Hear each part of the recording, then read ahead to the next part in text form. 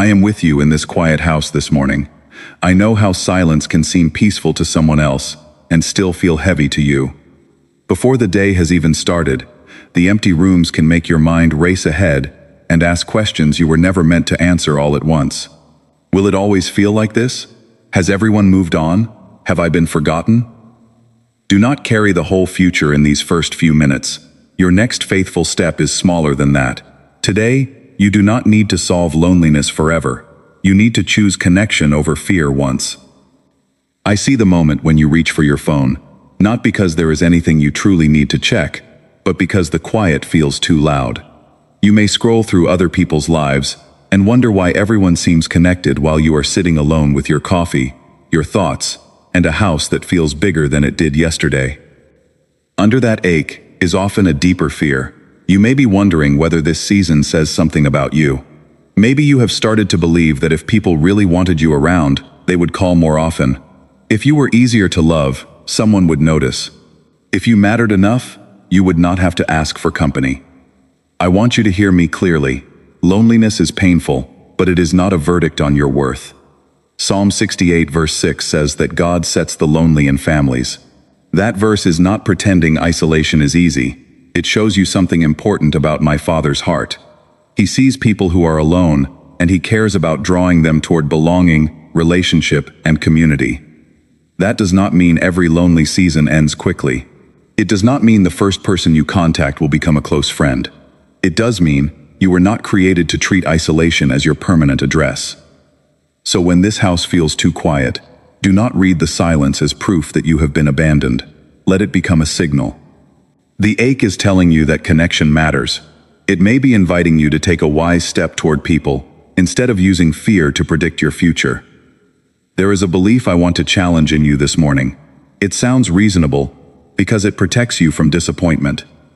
You may think, if people cared, they would automatically know I need them.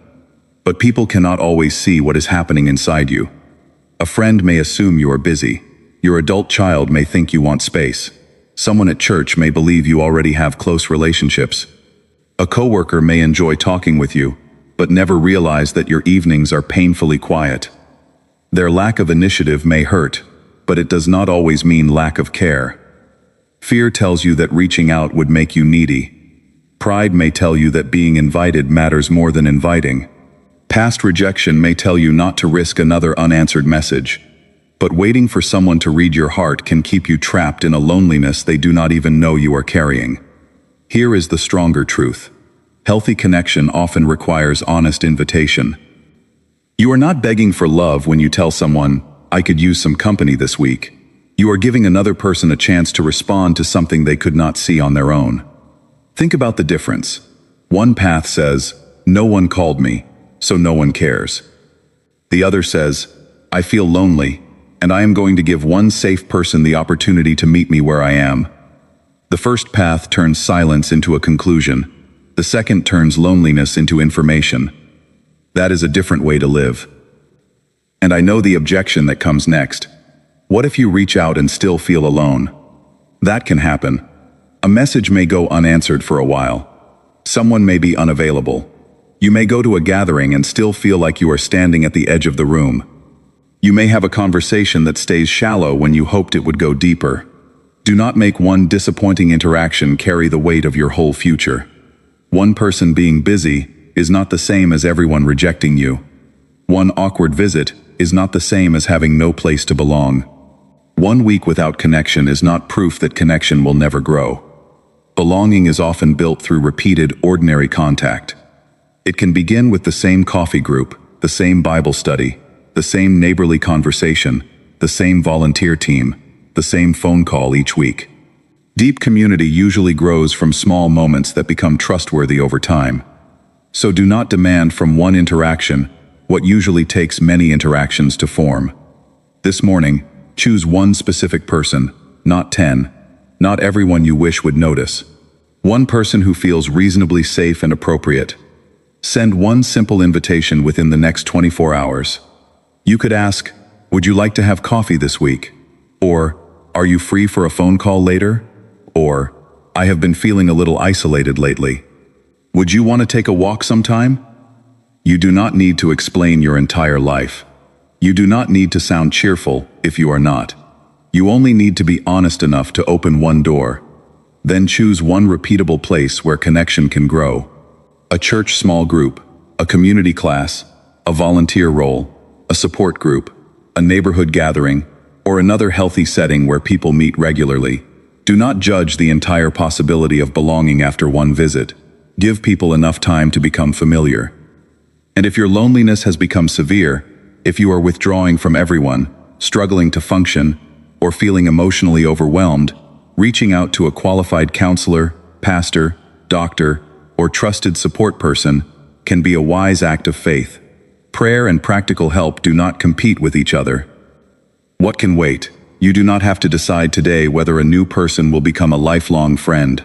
You do not have to repair every strained relationship. You do not have to fill every empty hour. What needs action now is much smaller. Tell the truth to one safe person. Make one invitation. Take one step toward a place where repeated connection is possible.